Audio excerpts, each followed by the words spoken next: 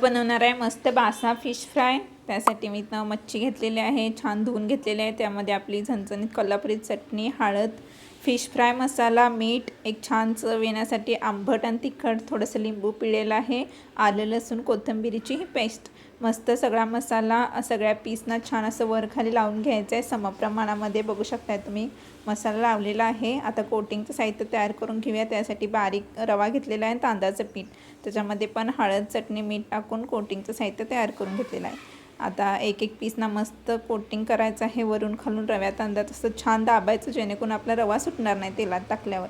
चला ते तेल पण तापलेलं आहे, एक एक पीस हळूवारपणे तेलात सोडवायचं आहे। बघू शकता तुम्ही खचाखच भरलेला आहे तवा।